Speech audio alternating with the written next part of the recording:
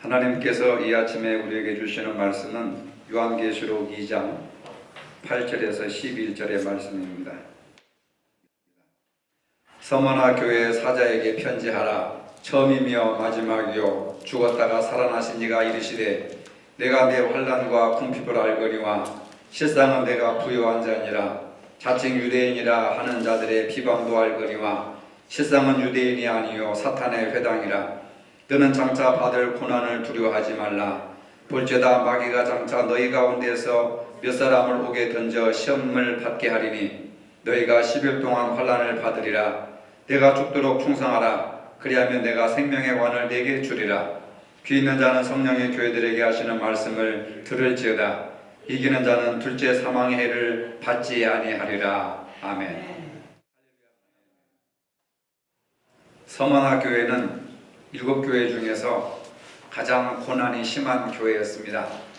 서머나의 어자라고 하는 단어는 몰약이라고 하는 향유를 의미합니다.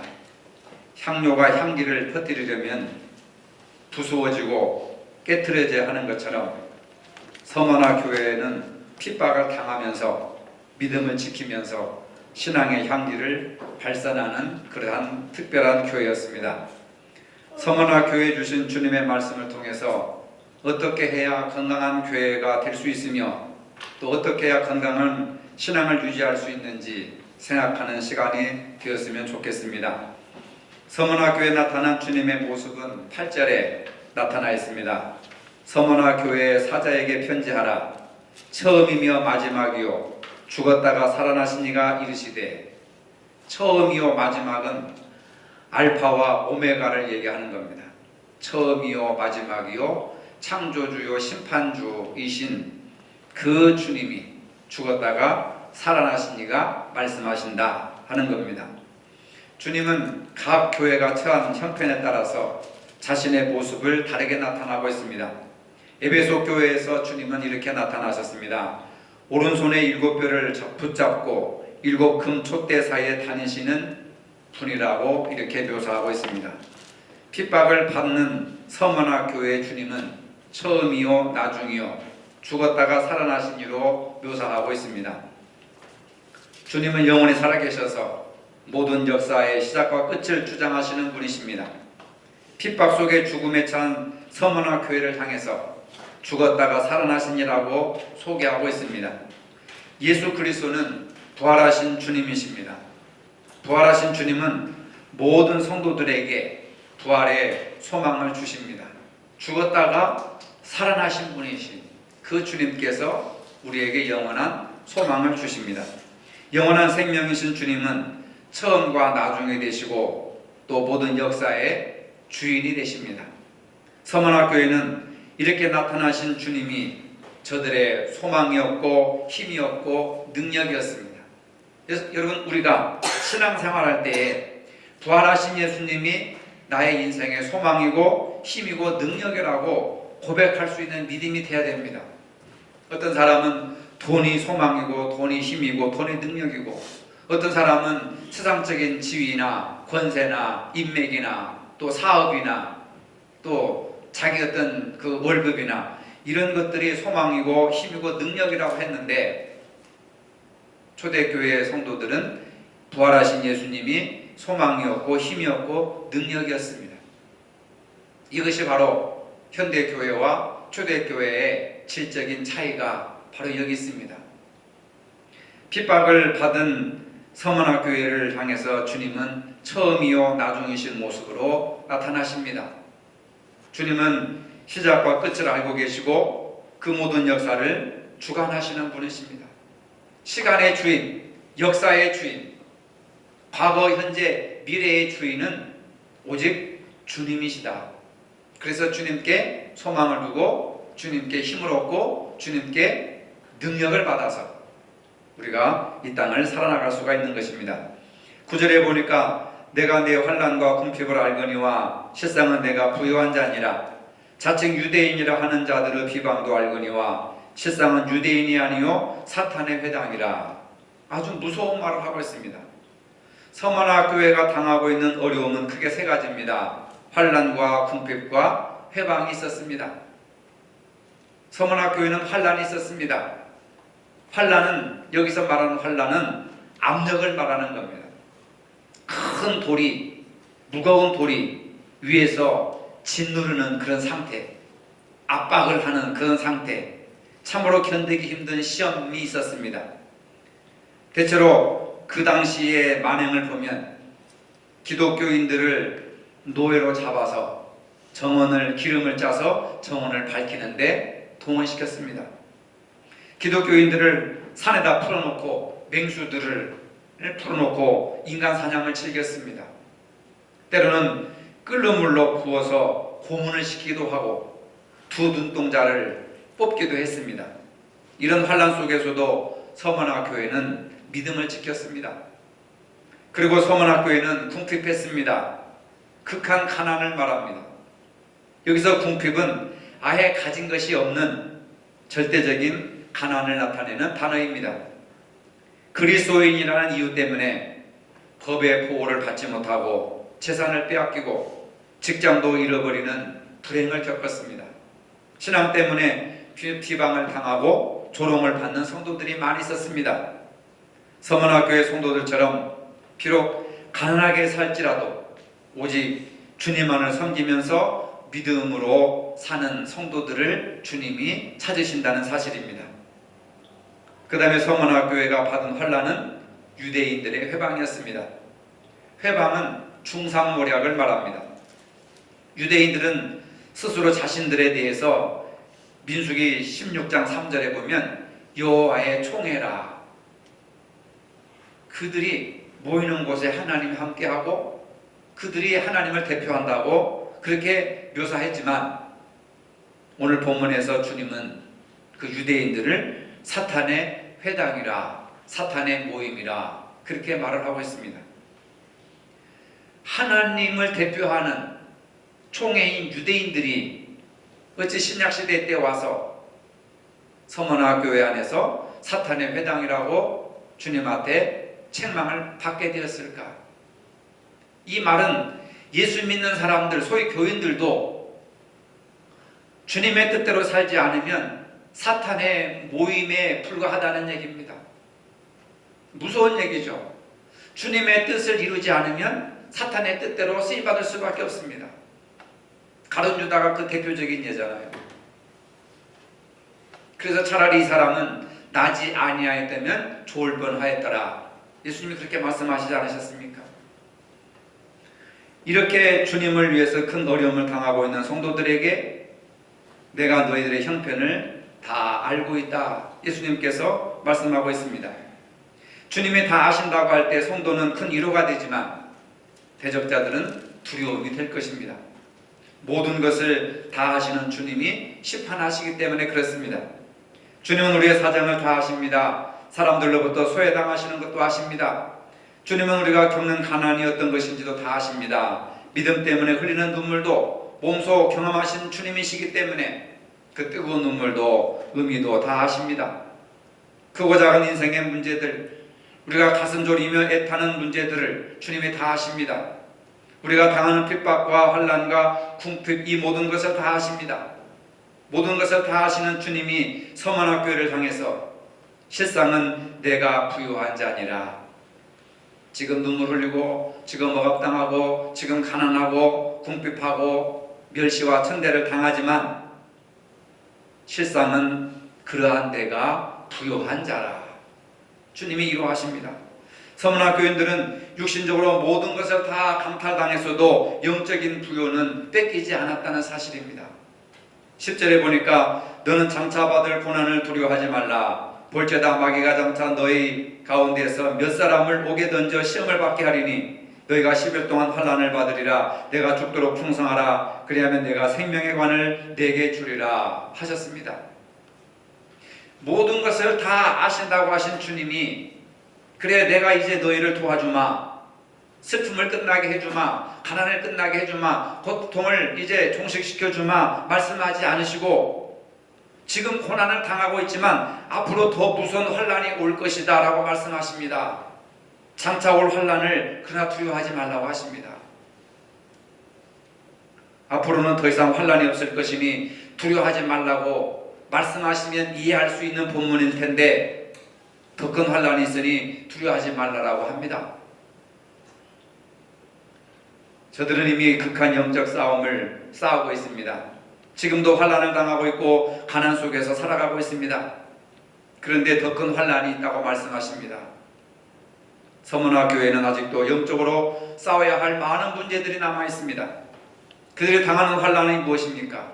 장차 마귀가 몇 사람을 옥에 넣겠다는 환란입니다. 10일 동안 그 환란이 있을 것이라고 말씀합니다. 열흘이라고 하는 의미가 아닙니다. 그러나 환란이 있을 것이지만 그 환란이 한정되어 있고 그 환란이 제한되어 있고 그 환란이 길지 않을 것이다. 이렇게 말하고 있습니다. 어떻게 보면은 신앙생활하다가 지쳐버릴 수 있는 시험입니다. 환란의 끝이 안 보이는 상태일 수가 있습니다. 근데 주님은 10일 동안 환란을 받는다고 했습니다. 10일은 한시적이고 짧은 기간을 의미합니다. 그러니 죽도록 충성하라. 그리하면 내가 생명의 관을 내게 주리라. 그리고 11절에서 귀 있는 자는 성령이 교회들에게 하시는 말씀을 들을지어다. 이기는 자는 둘째 사망의 해를 받지 아니하리라 하는 말씀을 하시고 계십니다. 죽음의 위협 속에서 생명을 잃는 환란이 온다 하더라도 충성하라는 겁니다. 우리의 충성은 어떻습니까? 시간이 있으면 하는 것 충성, 건강하고 피곤치 아니하면 하는 충성, 여유가 있고 시간이 있고 할 일이 없을 때 하는 충성, 그것은 진정한 충성이 아닙니다. 죽도록 충성하라고 그랬는데 여기서 죽도록은 죽음에 이르기까지 또는 죽음의 위협이 와도 충성하라는 겁니다.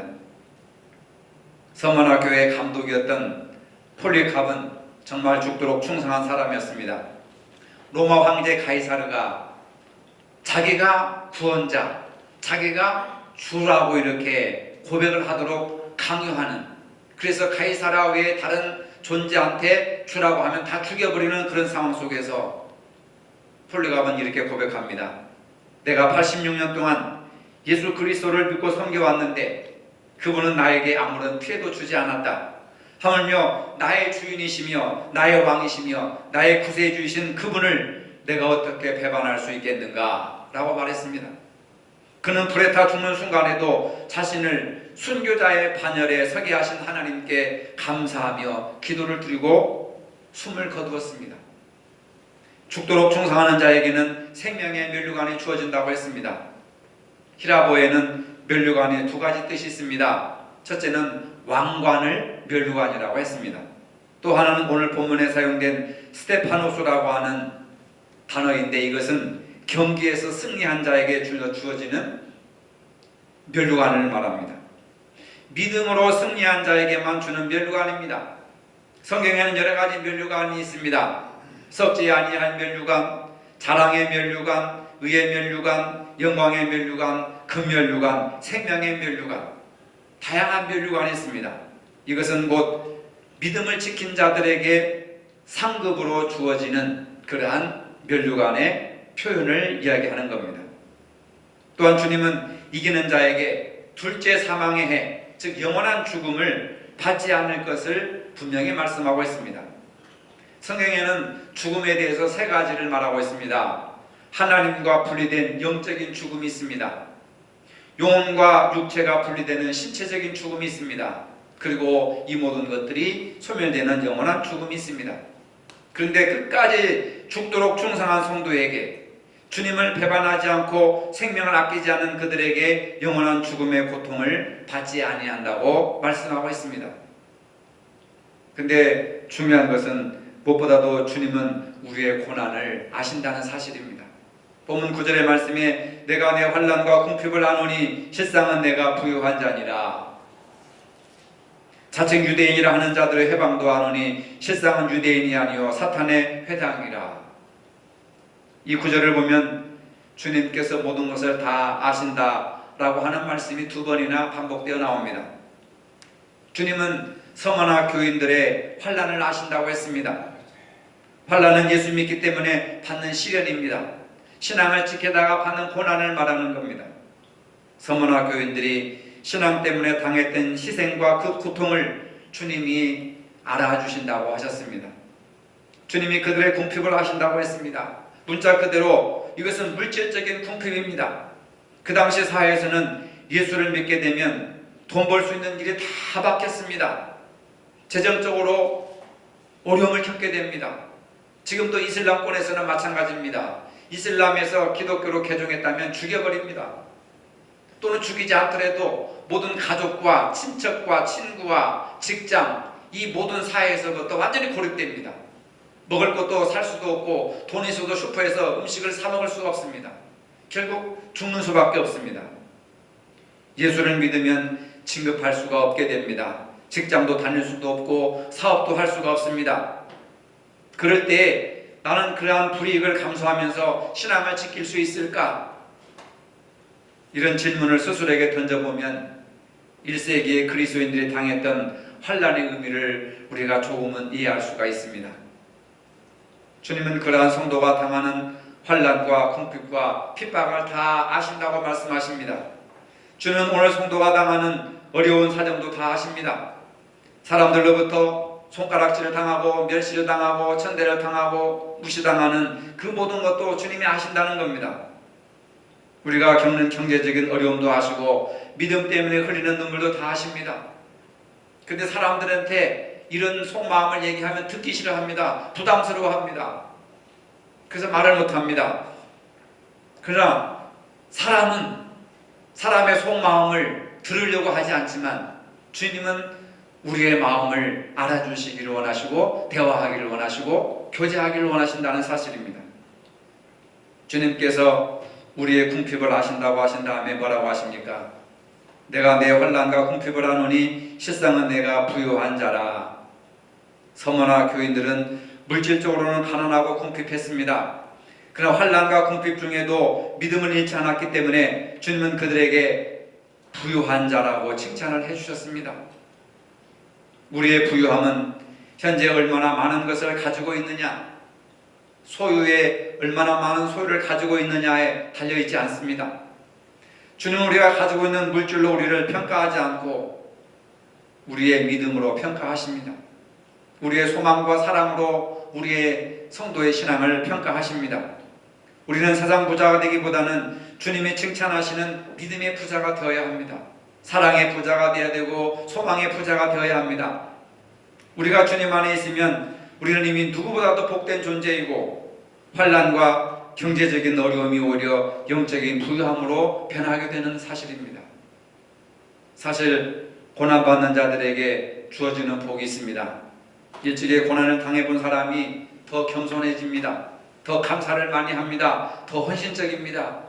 그리고 고난을 당해본 사람이 남의 형편을 이해해주고 알아줍니다. 눈물 젖은 빵을 먹어보지 못한 사람은 인생을 논하지 말라라고 하는 아주 멋있는 말이 있습니다. 고난을 겪어보지 않고서는 남의 고난을 이야기하지 말라는 겁니다. 또한 환난 중에 있으면 기도도 진실한 기도가 나옵니다. 반면에 아무 문제가 없고 모든 것이 형통하면 감사를 잃어버리게 되고 마음이 교만해지게 되고 기도와 신앙을 잃어버리게 됩니다. 그리스도인의 고난은 대체로 두 가지로 찾아옵니다. 하나는 본인의 잘못 때문에 오는 고난으로서 징계라는 단어를 씁니다. 또 하나는 본인의 잘못과 관계없이 당하는 고난으로서 연단이라는 단어를 씁니다. 연단은 하나님이 우리를 좀 더 강한 성도로 만들기 위해서 허용하시는 특별한 고난을 말합니다. 이런 환난과 연단을 통해서 죽도록 충성하는 자에게 생명의 관을 주시겠다고 약속하셨습니다. 그렇기 때문에 우리가 충성된 사람이 되려면은 하나님께 먼저 충성하고 이웃에게 충성하고 그리고 자신에게 충성해야 됩니다. 그런데 많은 사람들이 하나님께만 충성하면서 이웃에게는 충성하지 않습니다. 자신에게는 진실하지 않습니다. 자신에게는 충성하지 않습니다. 잘못된 충성의 길로 가고 있습니다. 서머나는 당시 소아시아의 수도 에베소에서 북쪽으로 80km 떨어진 인구 30만 정도가 사는 아름다운 항구 도시였습니다. 질 좋은 유향이 생산되는 곳으로 예술과 철학이 발달하기도 했습니다. 순교자 폴리갑이 섬기던 교회로도 잘 알려진 서머나 교회였습니다. 표면적으로 서머나 교회는 큰 위기에 처해 있으며 교회는 무너져버렸고 쇠퇴하게 되었습니다. 이처럼 무너져버린 것 같은 교회를 예수님께서는 기억하시고 부르십니다. 그리고 칭찬하십니다. 예수님은 서머나 교회를 보시며 내가 너희를 잘 알고 있다, 내가 너희를 안다 라고 말씀하십니다. 그리고 무엇보다도 귀 있는 자는 성령의 교회들에게 하시는 말씀을 들을지어다 라는 성령님께서 주시는 말씀을 날마다 들어야 한다는 사실을 교훈해주고 있습니다. 성령 강림주일을 맞이해서 성령께서 교회들에게 주시는, 성령께서 여러분 각 사람에게 주시는 하나님의 세미하신 음성을 들을 수 있어야 됩니다. 귀 있는 자는 성령이 교회들에게 하시는 말씀을 들을지어다. 사람이 하는 소리를 귀담아 듣지 마시고 성령께서 교회들에게, 우리들에게 해주시는 말씀을 귀담아 들을 수 있는 성숙한 믿음을 가져야 됩니다. 성령은 지혜의 영으로 우리를 바른 길로 인도하십니다. 하나님의 뜻을 분별하게 하시고 하나님 앞에 나오게 하시고 잘못을 회개하게 하시고 믿음을 우리에게 허락해 주시는 분이 성령님이십니다. 여러분의 신앙이 주님께 인정받는 신앙이 되시기를 바랍니다.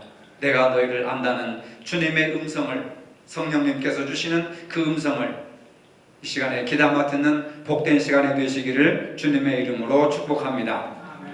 거룩하신 주님, 성령님께서 교회들에게 주시는 음성을 들을 수 있는 저희들이 되게 하여 주시옵소서. 예수님의 이름으로 기도합니다. 아멘. 서머나 교회를 향해 내가 너희를 안다는 주님의 음성을 듣기를 원하는 모든 성도들에게 이제로부터 함께 하시기를 축원하옵나이다. 아멘.